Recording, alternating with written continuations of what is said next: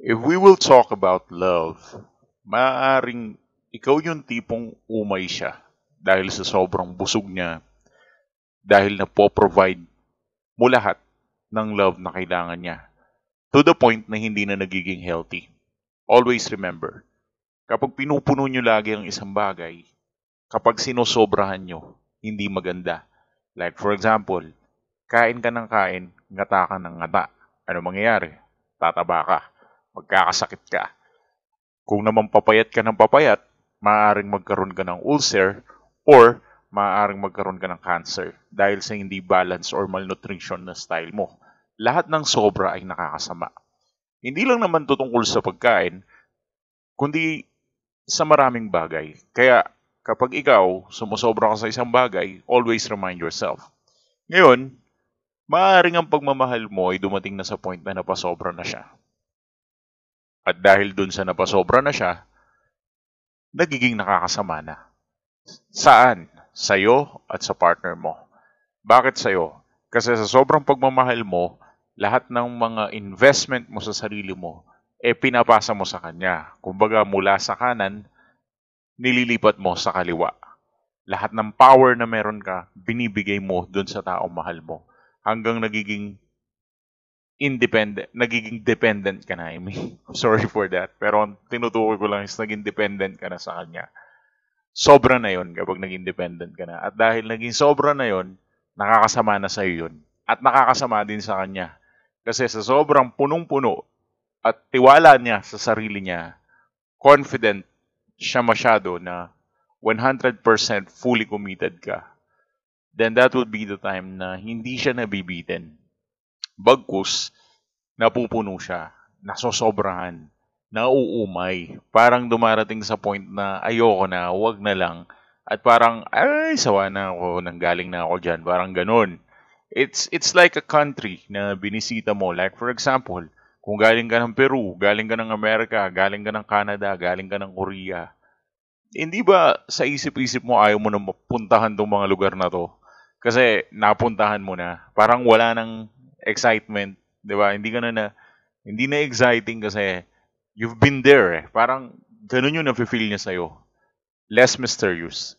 Isa sa mga gusto kong puntahan or pasyalan isang lugar ng Egypt. Pero oras na napasyalan ko na yan, I don't think napupuntahan ko pa yan sa susunod. Dahil pyramid lang naman ang habol ko eh. Next time, kung mapuntahan ko na yan, next time, ibang bansa naman, di ba? So, the thing is, nawawala yung excitement kapag napuntahan or naungusan o naranasan mo na. So, dahil naranasan na niya yung love mo, naumay na, naubos na. And that is the point. Na naririto ka ngayon at nanonood sa video na ito and you wanted to get yourself back to normal dahil parang wasak ka at hindi mo alam kung paano i-fix ang sarili mo. Well. Since nandito ako, I'm gonna help you regarding this.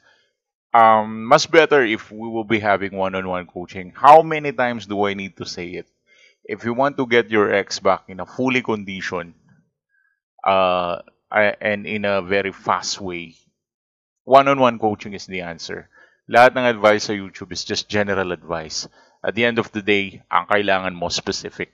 Pero let's say na wala pang budget ngayon, pwede namang general advice muna. Pero once na meron ka, no problem. Okay? Anyways, let's get to the point. My point is, gusto kong tulungan ka na ibalik yung ex mo. But you need to have a massive understanding dun sa pag-aawat sa sarili mo. You need to understand na hindi sa lahat ng oras, bagay at panahon ay kailangan mong magpakontrol sa kung anumang nararamdaman mo. Maraming times na kailangan kapag sosobra na, bibitinin mo. Dahil ang excitement or ang exciting, nangyayari yan sa mga nabibitin lang. Kaya kapag binibitin mo ang ex mo sa love mo, like kagaya ngayon sa sitwasyon na to, I want you na bitinin mo ang ex mo.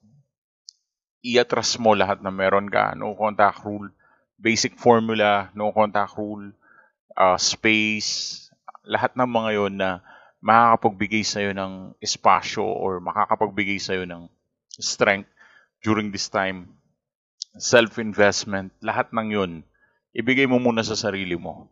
Para naman maramdaman niya na mabitin siya sa'yo. Para naman maranasan niya kung paano mabitin. Kung paano mauhaw. Kung paano maramdaman na parang merong kulang. 'Di ba? Wala namang masama dun eh. So, I think this is the best part or this is the best time na gawin mo yan. Give some space, bitinin mo siya. Lagi mo siyang bitinin. That's the key word. Kahit mag-reach out siya sa'yo, lagi mo siyang bibitinin. Huwag mong ibibigay lahat. Lagi mo siyang bibitinin. Yan yung part at yan yung pinakaparaan para maging abnormal yan sa'yo kakahabol. Masisiraan ng bait yan. You just need to believe me kapag binibitin mo lagi. Anyways, thanks for watching.